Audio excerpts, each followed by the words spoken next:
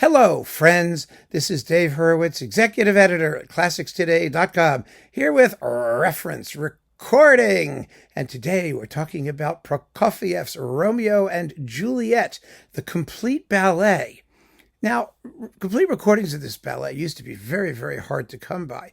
In fact, for a long time, there was only, let me see, I think I have it sitting here. There it is in my Melodia box of the complete Prokofiev ballets.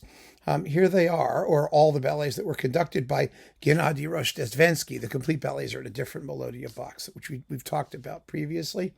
But let's see, where is it? There it is, Romeo and Juliet on Melodia. And it was recorded like in 1959, pardon me, in rather grungy sound. And it was very hard to source because it was Melodia, and you never knew who was going to license it from one week to another, whether you were going to get original grotty, horrid Soviet pressings.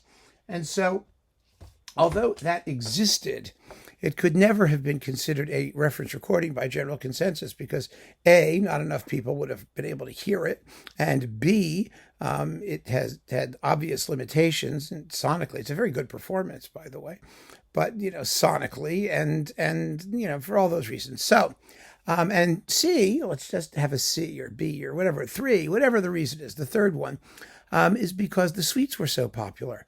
And people were either playing suites 1 and 2. They're actually 3, but they were either playing suites 1 and 2 for LP purposes, or they were making their own versions by taking movements at random and tossing them together to make their own versions of the suites. I mean, the music was enormously popular. The balcony scene, the knight's dance, do do do do do do do do do do, which shows just the unbelievably fascinating things that a great composer can do with simply a minor key arpeggio.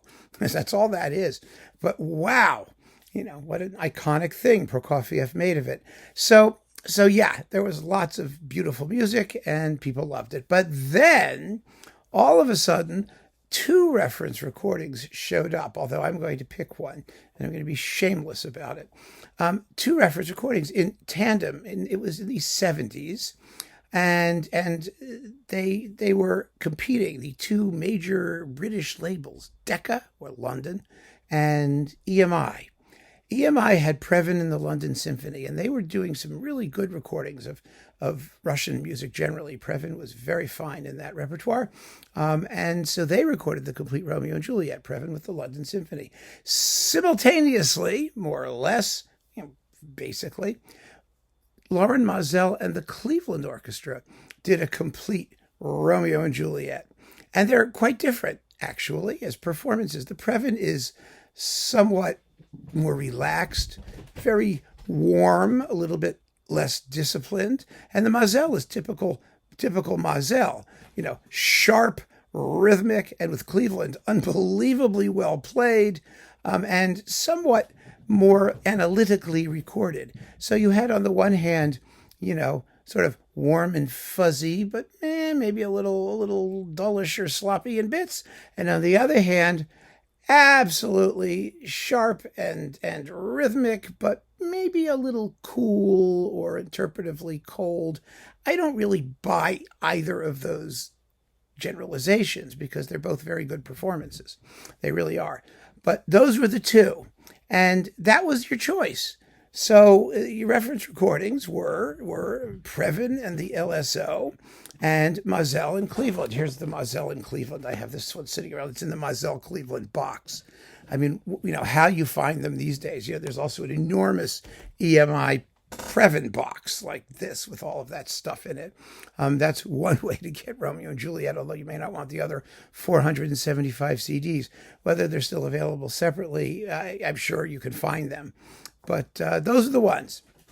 And for that reason, because they were both very good and both the only, and essentially the only show in town, and so different from one another, when you jam them together, you basically had your reference versions for Prokofiev's Romeo and Juliet. A very, very simple equation because beggars can't be choosers. But then, of course, the floodgates opened. And they opened principally with Ozawa and the Boston Symphony, who is arguably better than either of the previous 2 in that it combines rather neatly the disciplined and extraordinary playing of Maazel with a genuine warmth and balletic elegance and all the stuff that Ozawa brought to that French/Russian repertoire whenever he performed it most of the time, except for his horrible Prokofiev Symphony cycle in Berlin. That's another issue. But it was a great Romeo and Juliet. It was fabulously played and nicely recorded, and there we had it. That was never the reference, because as I've said before, the reference recording is the one that had the sort of consensus pick and the most exposure and the widest distribution. And you have to be honest. How many complete recordings of Prokofiev's Romeo and Juliet do you want? I mean, it is a glorious piece of music, but it's like 2.5 hours long, and it has lots of internal repetition, and you've got the suites, which have like all the good bits and all the main tunes. So there's a limit to how many recordings of this thing you want. And it's not the kind of work where one version is going to come out after we've already had 2 or 3 or 4, and everyone is going to sit back and just say, oh, this is obviously the reference, because it's just the reference. It's so referential. I mean, it just doesn't happen that way. With this particular work, anyway. It could happen with other works. And so the reference recordings remained the Maazel and the Previn. I think probably now it would be more the Maazel than the Previn, because Previn and his LSO recordings seem to be getting less mention than they used to be. But one way or another, that's it. That's how it worked in this particular case. So keep on listening, friends, and thanks for joining me. Take care.